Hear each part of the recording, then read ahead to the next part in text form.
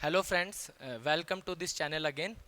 आपका स्वागत है फिर से एक नए सफ़र की तरफ, जिस सफ़र का नाम है मिशन कामयाबी, जिद से जीत की ओर। जिद से जीत की ओर या फिर जिद से जीत तक। हम आज एक नई वीडियो के साथ आए हैं। एक नई वीडियो मीन्स हम कह सकते हैं आज हम पॉलिटी का एक सेक्शन को टच करेंगे। और पॉलिटी के सेक्शन को टच करने से पहले हमें जानना होगा कि हमारे कॉन्स्टिट्यूशन में जो स्टार्टिंग ऑफ द कॉन्स्टिट्यूशन, और यू कैन से the first page of the constitution, आज हम स्टार्ट करने वाले हैं हमारे पॉलिटी के लेक्चर को विद प्रियम्बल, जिसको हिंदी में क्या कहते हैं, प्रस्तावना। प्रस्तावना क्या था, प्रियम्बल क्या था कि सारा कॉन्स्टिट्यूशन बनने के बाद बनाया गया, लेकिन ये कॉन्स्टिट्यूशन का पहला पेज है। It means it is the first page of the constitution which assembled, और you can say which design after the completion of constitution. छोटा सा पेज जो पूरी कॉन्स्टिट्यूशन को कंपाइल करता है। हम कोई भी बुक पढ़ते हैं, उसके अंदर उसके पहले इंडेक्स दिया होता है कि भाई बुक के अंदर क्या क्या है। वैसे ही प्रियम्बल क्या है, हमारे कॉन्स्टिट्यूशन का इंडेक्स है कि हमारे कॉन्स्टिट्यूशन के अंदर कौन कौन सी चीजें हैं, हमने कहां से क्या लिया, फंडामेंटल राइट्स कहां से लिए हैं, ड्यूटीज कहां से लिए हैं, हमारा डेमोक्रेटिक स्ट्रक्चर कैसा है, हमारा रिपब्लिक स्ट्रक्चर कैसा है, हमारी जुडिशरी किस अकॉर्डिंग काम करती है। तो ये सारी चीजें हमने हमारे कॉन्स्टिट्यूशन के प्रियम्बल के अंदर डाली हुई। इट मीन्स एक पेज पढ़कर आप सारे कॉन्स्टिट्यूशन के बारे में, हमारी कंट्री की जो डेमोक्रेटिक स्ट्रक्चर है, कॉन्स्टिट्यूशन में जो चीजें लिखी गई हैं, सोल ऑफ द कॉन्स्टिट्यूशन है, वो हमने प्रियम्बल को इसीलिए कहा है क्योंकि उसके अंदर सारी चीजें लिखी हुई है। तो हम स्टार्ट करते हैं आज का ये क्लास एक छोटे से क्वेश्चन के साथ कि today is your opportunity to build the tomorrow you want. It means आज के दिन, आपके पास एक अपॉर्चुनिटी है, आपके पास एक अवसर है to build tomorrow that you want. अगर आज हम मेहनत नहीं करेंगे तो कल हम अपना वो सवेरा नहीं देख सकते जिसके लिए हमने उम्मीद की है। और इसी उम्मीद को पूरा करने के लिए हमने हमारे चैनल का नाम रखा है मिशन कामयाबी। इट मीन्स जब तक आप लोग कामयाब नहीं रहोगे, हम लोग आप लोगों के साथ हैं, जिद से लेकर जीत तक साथ हैं। तो एक बहुत बड़ी क्वेश्चन है कि आज अगर हमने संघर्ष किया है तब हम जाकर कल किसी मुकाम पर पहुंच पाएंगे। लेकिन संघर्ष जरूरी है। आपने सुना होगा कि जो पानी से नहाता है वो सिर्फ लिबास बदलता है, जो लेकिन पसीने से नहाता है वो इतिहास बदलता है। तो आपको इतिहास बदलना है, आपको एक न्यू जनरेशन क्रिएट करनी है, आपके लिए, आपकी फैमिली के लिए, आपकी सोसाइटी के लिए, आपकी कंट्री के लिए। क्योंकि आने वाला कल किसका है, यूथ का है। और आप वो यूथ हो जो आने वाले कल के अंदर कुछ बड़ा करने वाले हो। स्टार्ट करने से पहले हम देखेंगे कि प्रियम्बल के अंदर जो मेजर चीजें हैं वो देखो। अगर हमने कभी देखा हो, कॉन्स्टिट्यूशन की एक कॉपी देखी हो, तो उसका फर्स्ट पेज इस टाइप का होता है, द कॉन्स्टिट्यूशन ऑफ इंडिया। ये हमारा संविधान है जो डॉक्टर बाबा भीमराव अंबेडकर साहब ने बनाया था। किन्होंने? डॉक्टर बाबा भीमराव अंबेडकर साहब। भीमराव अंबेडकर जी कौन थे? ड्राफ्टिंग कमेटी के चेयरमैन। ड्राफ्टिंग का मतलब बनाना, ड्राफ्ट करना, टू असेंबल। तो ड्राफ्टिंग कमेटी के चेयरमैन कौन थे? बाबा साहब भीमराव अंबेडकर साहब थे। तो इसलिए इन्हें भारतीय कॉन्स्टिट्यूशन का क्या कहा जाता है? फादर कहा जाता है, पितामह ऑफ भारतीय संविधान या फिर पितामह ऑफ भारतीय कॉन्स्टिट्यूशन। तो अब हम आगे स्टार्ट करते हैं। पूरे वर्ल्ड में डिफरेंट कंट्रीज है जिनका अपना एक कॉन्स्टिट्यूशन है।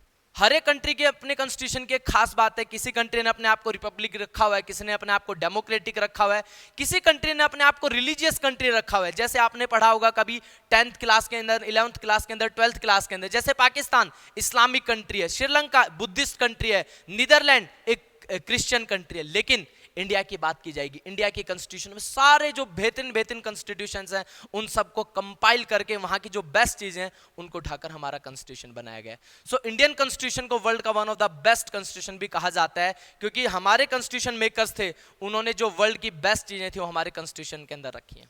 अब हम नेक्स्ट पेज पे चलते हैं भाई।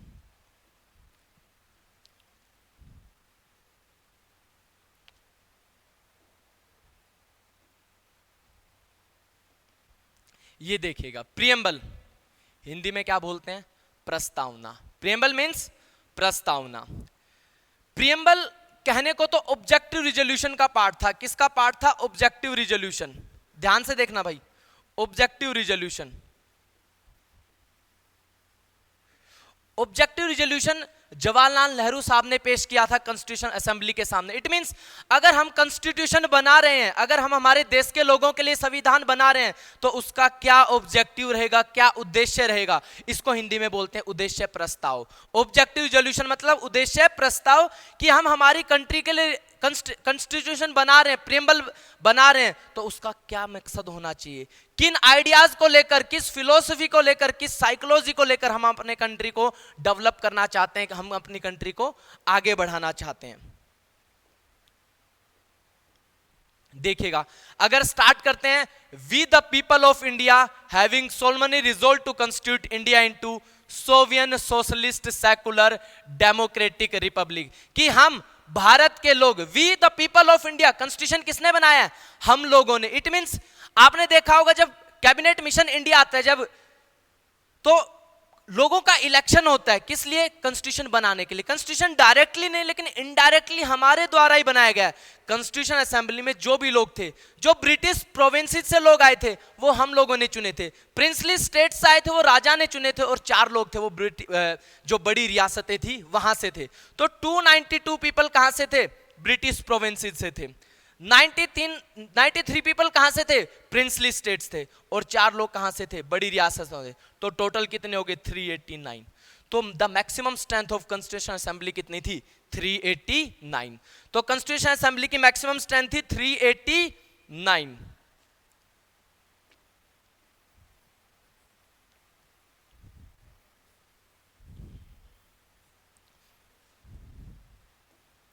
देखो भाई, we the people of India having solemnly, एक वर्ड है सोलमनी।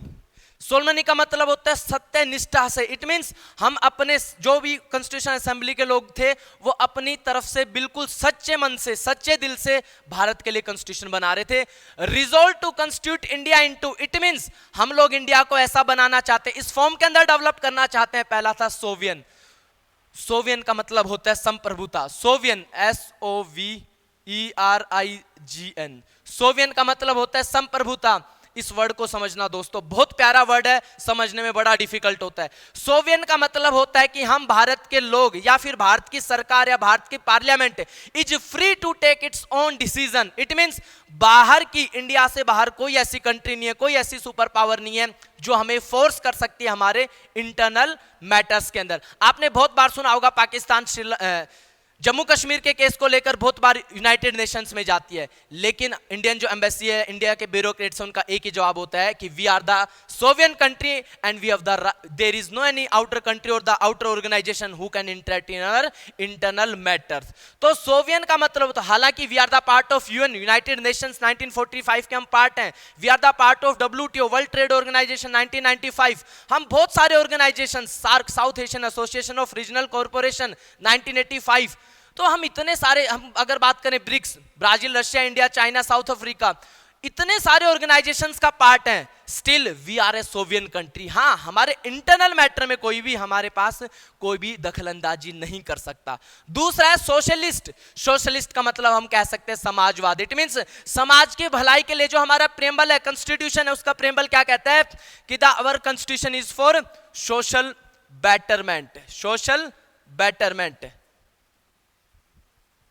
इट मींस सोसाइटी के भले के लिए। सोशलिज्म की बात की जाती है तो सबसे पहले नाम आता है कम्युनिस्ट, और अगर कम्युनिस्ट की बात आती है तो आपने नाम सुना होगा Joseph Stalin, the father of communist government और the father of the Russian revolution. Joseph Stalin, जिसने पूरे वर्ल्ड को एक आइडिया दिया था कि सोशलिज्म से भी काम किया जा सकता है, भाईचारे से भी काम किया जा सकता है, सोसाइटी का भला करके भी काम किया जा सकता है। नेक्स्ट है सेकुलर। देखो रब कर देता हूं मैं, आपको थोड़ा सा क्लियरली दिखाई दे। ये छोटा सा प्रीएम्बल, फर्स्ट पेज, किसी भी एनसीईआरटी की बुक का फर्स्ट पेज होता है प्रीएम्बल। यूपीएससी से हर साल क्वेश्चन, हर साल यूपीएससी में क्वेश्चन आता है, सीडीएस में क्वेश्चन आता है, एसएससी पूछती है, बैंकिंग पूछती है, रेलवे पूछती है, एनटीएससी पूछती है, एनडीए पूछती है, लेकिन बच्चे इस टॉपिक पर ध्यान नहीं देते। लास्ट ईयर 2022 और 2021 दोनों साल के अंदर यूपीएससी में क्वेश्चन पूछा गया है, दोनों साल सीडीएस में क्वेश्चन पूछा गया है प्रीएम्बल के ऊपर, एसएससी के सीजल में इसी साल क्वेश्चन पूछा गया है, लेकिन स्टिल हम ध्यान नहीं देते कि प्रीएम्बल के अंदर क्या क्या चीजें।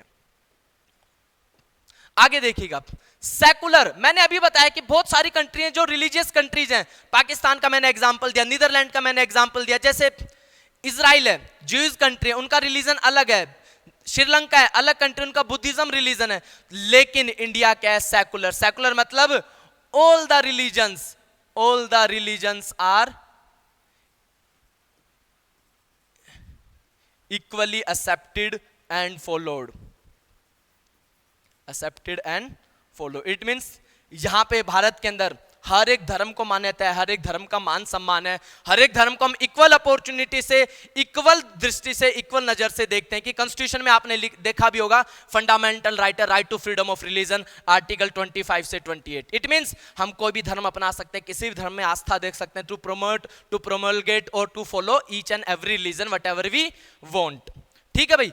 नेक्स्ट वर्ड है डेमोक्रेटिक। अब डेमोक्रेटिक वर्ड की आपने डेफिनेशन सुनी होगी, अब्राहम लिंकन, आपने नाम सुना होगा।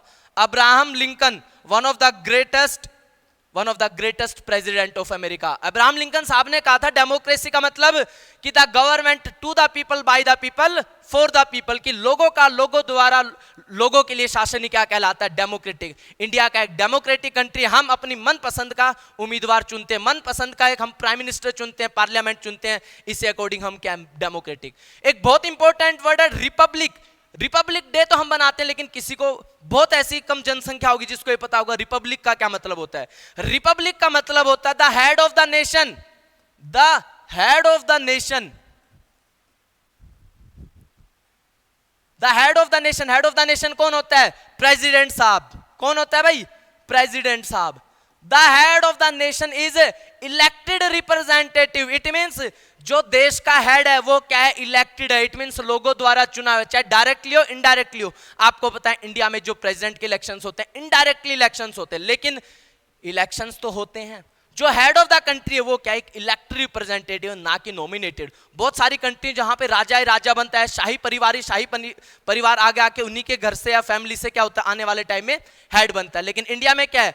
चाहे इनडायरेक्टली इलेक्शंस हो, लेकिन रिपब्लिक कंट्री। क्यों? क्योंकि हमारे यहाँ पे हेड ऑफ द कंट्री जो प्रेसिडेंट साहब होता है, 15th प्रेसिडेंट हमारी द्रौपदी मुर्मू जी हैं, जो उड़ीसा से आती है, वो भी क्या है? इलेक्टेड रिप्रेजेंटेटिव है।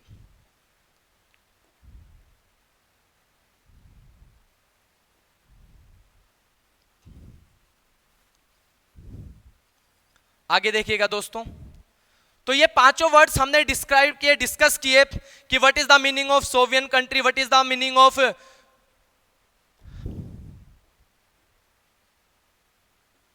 पांचों वर्ड्स हमने पढ़े कि सोवियन का मतलब सोशलिस्ट का, सेकुलर का, डेमोक्रेटिक और रिपब्लिक का। And to secure to all its citizens, ये तो हमने बताया हमारे कंट्री का स्ट्रक्चर क्या होगा। अब हमने बताया कि हम हमारे कंट्री के लोगों के लिए क्या सिक्योर करने वाले हैं। ये देखना, जस्टिस, न्याय। जस्टिस वर्ड कहां से लिया गया? रशियन रिवॉल्यूशन से। कहां से लिया गया? Russian revolution. रशियन रिवॉल्यूशन कब हुई थी? 1917। जस्टिस वर्ड है इंडियन कॉन्स्टिट्यूशन में, रशियन रिवॉल्यूशन ले लिया गया है। Social justice, economical justice and political justice. CDS और असिस्टेंट कमांडेंट 2020 का क्वेश्चन है कि which of the following type of justice is mentioned in our Indian constitution. तो सामाजिक न्याय, आर्थिक न्याय और राजनीतिक न्याय, social justice, economical justice and political justice. आगे वाले तीन words, liberty, equality and fraternity, ये तीनों वर्ड लिए गए हैं फ्रेंच रिवॉल्यूशन से। ये तीनों वर्ड कहां से लिए गए इंडियन कॉन्स्टिट्यूशन में? फ्रेंच रिवॉल्यूशन से, 1789। आपने पढ़ा होगा। वर्ड है लिबर्टी। लिबर्टी का मतलब आजादी, थॉट्स, हमारे थॉट्स की आजादी है। एक्सप्रेशन, जो हम अपनी तरफ से एक्सप्रेस करना चाहते हैं। बिलीफ, किसी भी बिलीफ, फेथ, वर्शिप, हम किसी भी धार्मिक चीज के अंदर बिलीव कर सकते हैं, उसकी पूजा कर सकते हैं, वर्शिप कर सकते हैं, उसमें विश्वास दिखा सकते हैं। सो लिबर्टी कितने टाइप के? Thought, expression, belief, faith and worship. 5 type का जो लिबर्टी उसका एक्सप्रेशन किया गया यहाँ पे। इक्वलिटी, इक्वलिटी मतलब समानता, equality of status and opportunity and to promote among them all, कि हर इंसान है इंडिया के अंदर वो इक्वल है। एक जॉब पर काम करने वाला चाहे किसी कास्ट का हो, किसी मजहब का हो, किसी भी रिलीजन का हो, किसी भी एरिया से आ रहा हो, उसका स्किन कलर कैसा भी हो, लेकिन वो क्या होगा? इक्वल होगा समाज की दृष्टि के अंदर, सोसाइटी के लिए, गवर्नमेंट के लिए, कॉन्स्टिट्यूशन के लिए। ठीक है। लास्ट है fraternity, assuming the dignity of the individual and to unity and integrity of the nation. Fraternity का मतलब होता है भाईचारा, कि हमें देश के अंदर भाईचारा बनाना होगा, एक दूसरे की इंटीग्रिटी है, मिलजुल कर रहना होगा, देश को आगे बढ़ाना होगा। दोस्तों एक चीज बहुत ध्यान रखना इधर, अब मैं आपको 3 वर्ड्स अंडरलाइन करने वाला हूं। First is socialist, second is secular and the third one is integrity. Third one is integrity, तो मैं इधर लिख रहा हूं socialist, secular and the last is integrity. These words are added in 1976 through 42nd Constitution Amendment Act. ये word add किए गए थे 1976 में, socialist, secular and integrity. 42nd constitution amendment act को मिनी कॉन्स्टिट्यूशन भी कहा जाता है। क्या कहा जाता है? Mini constitution. बहुत इंपॉर्टेंट क्वेश्चन है, आप कह सकते हो प्रेम्बल से सबसे ज्यादा बार पूछे जाने वाला क्वेश्चन है। आप कोई भी एग्जाम उठा लो इंडिया का, चाहे यूपीएससी का उठा लो, चाहे एसएससी का उठा लो, चाहे रेलवे का उठा लो, चाहे हरियाणा दिल्ली पुलिस का उठा लो, हरियाणा पुलिस का उठा लो, यूपी पुलिस का, ये क्वेश्चन सबसे ज्यादा बार पूछा हुआ है कि which of the following words are introduce in 1976 through 42nd constitution amendment act. आगे देखो, in our constitution assembly this 26th day of November 1949 की हमारी कॉन्स्टिट्यूशन असेंबली के अंदर इस दिन, कौन सा दिन? 26th ऑफ नवंबर 1949 हम लोगों ने क्या किया था? Do hereby adopt enact and give to our self this constitution. ये कॉन्स्टिट्यूशन हमने अपने आप को दिया था। तो पूछा गया था लेटेस्ट क्वेश्चन कि भारतीय कॉन्स्टिट्यूशन, इंडियन कॉन्स्टिट्यूशन किसने दिया? हम लोगों ने खुद को सौंप दिया कि adopt enact and give to our self this constitution. Constitution की जो लास्ट, कॉन्स्टिट्यूशन असेंबली की जो लास्ट मीटिंग हुई थी, वो लास्ट मीटिंग हुई थी 24 ऑफ जन 1950। इस दिन के बाद कॉन्स्टिट्यूशन असेंबली को डिसॉल्व कर दिया गया, उसके बाद कॉन्स्टिट्यूशन असेंबली निरस्त हो गई। 26 ऑफ नवंबर 1949 को हमने कॉन्स्टिट्यूशन लागू कर दिया, लेकिन कंप्लीट कॉन्स्टिट्यूशन लागू नहीं हुआ। इस दिन सिर्फ 15 आर्टिकल्स इंप्लीमेंट किए थे, 15 आर्टिकल्स, क्योंकि हमें पूरा कॉन्स्टिट्यूशन कब इंप्लीमेंट करना था? 1950 के अंदर। क्यों? क्योंकि हमारी डेट याद थी 26 ऑफ जनवरी। इस दिन 1930 के अंदर हमने पहली बार पूर्ण स्वराज दिवस बनाया था। हमने डिसाइड किया था लाहौर सेशन 1929, जब हमने डिसाइड किया था दिसंबर में कि आने वाली 1930 की जो 26 ऑफ जनवरी होगी वो हमारा स्वराज दिवस होगा। तो उस दिन को एक मेमोरेबल डे बनाने के लिए, इंपॉर्टेंट डे बनाने के लिए हमने इंतजार किया 2 महीने, फिर 26 जनवरी 1950 को हमने कंप्लीट कॉन्स्टिट्यूशन इंप्लीमेंट कर दिया। इस दिन 15 आर्टिकल्स इंप्लीमेंट किए गए थे, लेकिन 15 में से जो इंपॉर्टेंट आर्टिकल्स थे वो थे सिटीजनशिप के रिगार्डिंग, क्योंकि उस दिन देश आजाद पहले ही हो चुका था, कॉन्स्टिट्यूशन लागू करना था, तो हमें सिटीजनशिप डिसाइड करनी थी, कौन इंडिया का होगा, कौन पाकिस्तान का होगा, बाहर आने वाले इंडियन, बाहर से जो इंडिया में आए थे, जब ब्रिटिशर जो इंडिया में रह रहे थे वो इंडिया के रहेंगे या नहीं रहेंगे। दोस्तों अब कॉन्स्टिट्यूशन को लेकर सुप्रीम कोर्ट ने भी, या प्रीएम्बल को लेकर सुप्रीम कोर्ट भी काफी बार कंफ्यूजन रहा है कि भाई जो प्रीएम्बल है वो पार्ट है कॉन्स्टिट्यूशन का या नहीं है। तो देखो 2 इंपॉर्टेंट डिसीजंस सुप्रीम कोर्ट के जो हम डिस्कस करेंगे। First, Berubari case. First is Berubari case. कब हुआ? 1960। इस केस के अंदर सुप्रीम कोर्ट ने कहा कि preamble is not the integral part of constitution. इसमें कहा कि प्रीएम्बल कॉन्स्टिट्यूशन का इंटीग्रल पार्ट नहीं है, so we can't, so parliament can't amend this. लेकिन सेकंड केस जो इंडिया का one of the most famous case है, केशवानंद भारती केस, केशवानंद भारती केस 1973। इसके अंदर सुप्रीम कोर्ट ने कहा कि preamble is the integral part of the constitution, parliament can amend it but can't change the real meaning of it. It means parliament के पास अब power है इसको चेंज करने की, लेकिन इसका रियल मीनिंग चेंज नहीं कर सकते। इसीलिए 1973 के बाद 1976 के अंदर इसके अंदर चेंजमेंट कर दिया गया, जो मैंने अभी आपको बताया। तो अभी हम डिस्कस करते हैं कुछ इंपॉर्टेंट क्वेश्चंस जो पूछे गए रिसेंटली। ये देखिएगा,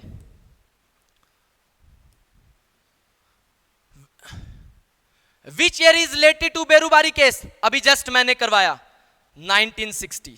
1960 इसमें क्या कहा था? Preamble is not the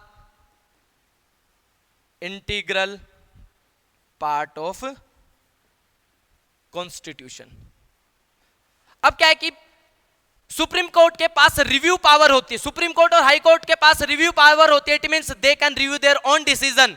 it means 1973 में उन्होंने रिव्यू करके इसको चेंज कर दिया था। नेक्स्ट क्वेश्चन हम देखते हैं भाई, ये देखना, what is the true meaning of the word secular. अभी मैंने बताया सेकुलर का मतलब क्या होता है, जब हर एक धर्म को इक्वल नजर से, इक्वल दृष्टि से। ऑप्शंस देखना, all religions are equal in the eyes of the government, right answer. It means government के नजर के अंदर सारे रिलीजन्स क्या equally accepted and followed. Next question देखना भाई, the word socialist and secular were added to the preamble of constitution of India by Tamil Nadu PCS का question है। कौन सा भी मैंने बताया 42nd कॉन्स्टिट्यूशन अमेंडमेंट है। दो वर्ड है सोशलिस्ट सेकुलर, थर्ड वर्ड कौन सा है, इंटीग्रिटी। कौन सा वर्ड है, इंटीग्रिटी। इंटीग्रिटी प्रेम्बल में कहां लिखा हुआ है, फ्रेटर्निटी वाले पार्ट में। कहां पे, फ्रेटर्निटी वाले पार्ट में। फ्रेटर्निटी वाला वर्ड कहां से लिया गया, ये वर्ड भी फ्रेंच रिवॉल्यूशन से लिया गया। नेक्स्ट क्वेश्चन भाई, नेक्स्ट क्वेश्चन है UPSC civil services 2017, which of the following objectives is not embodied in the preamble of the constitution? Liberty, liberty of thought, liberty of expression, liberty of belief, liberty of worship, लेकिन economic liberty कहीं पे भी mentioned नहीं है। So the answer will be B option। ये देखो UPSC ने कितना इजी क्वेश्चन पूछा है प्रियम्बल से, लेकिन हम सोचते हैं प्रियम्बल से क्या क्वेश्चन आएंगे, लेकिन उसको डेप्थ में पढ़ेंगे हमें पता चलेगा। अगर एक छोटा सा प्रियम्बल है पूरे कॉन्स्टिट्यूशन को रिप्रेजेंट कर रहा है, सो यू कैन इमेजिन कि प्रियम्बल के अंदर क्या डेप्थ के अंदर मीनिंग होगा। नेक्स्ट क्वेश्चन है, in the preamble it is quoted to India that. अब प्रियम्बल में हमने 5 चीजें पढ़ी थी, याद कर लेना। 3SDR, 3S का मतलब सोवियन, सेकुलर, सोशलिस्ट आएगा पहले, socialist, secular, then democratic and republic. So sovereign, socialist, secular, demo, देखो ये राइट पैटर्न है। मैंने इसलिए आपको बताया 3SDR, sovereign, socialist, secular, democratic, republic, this is the right pattern. ये रिसेंटली यूपीएससी ने भी पूछा था, तमिलनाडु पीसीएस ने, और एनटीएससी में भी ये क्वेश्चन पूछा गया रिसेंटली।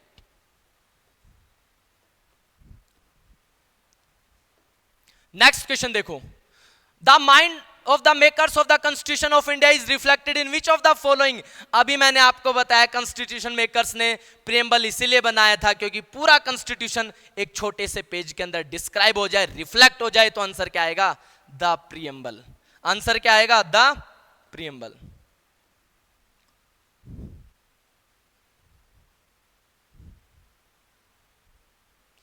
तो दोस्तों होप करता हूं आपको ये चीजें समझ आई होंगी। धीरे धीरे हम अभी और अच्छे एनर्जी लेवल से और अच्छे टीचर्स आएंगे और आपको हर एक चीज, रीजनिंग की बात की जाए, मैथ्स की बात की जाए, साइंस की बात की जाए, बायो फिजिक्स की बात की जाए, कंप्यूटर की बात की जाए, हर एक अच्छे अच्छे लेवल के टीचर्स हैं इस प्लेटफॉर्म पे आएंगे और आपको चीज़ों को आगे बढ़ाने में कोशिश करेंगे। MK द मीन्स मिशन कामयाबी, मिशन कामयाबी है जिद से जीत तक। इसमें NTSC, SSC, CPO, CGL, NDA, CDS, CET, IIT, JEE, NEET, DSSB, it means हम कोशिश करेंगे जो अपनी तरफ से बेस्ट कर सके, लेकिन आपको भी बेस्ट ये करना है कि आपको चैनल को सब्सक्राइब करना है, शेयर करना है और मैक्सिमम लोगों तक पहुंचाना है कि एक ऐसा चैनल है जो क्वालिटी एजुकेशन ले है। एजुकेशन आप कहीं पे भी गेन कर सकते हैं, लेकिन क्वालिटी एजुकेशन मीन्स जो डेप्थ में मीनिंग होता है, जो क्वेश्चन पेपर्स में पूछा जाता है कि यहां से क्वेश्चन आएंगे, आपको इस अकॉर्डिंग टैकल करना है। सो मैं आज यहीं से खत्म करना चाहूंगा इस लेक्चर को और होप्स हो कि आप इस चैनल को सब्सक्राइब करो, शेयर करो और आगे तक बढ़ाओ। Thank you. कैसे रुकेगा कैसे?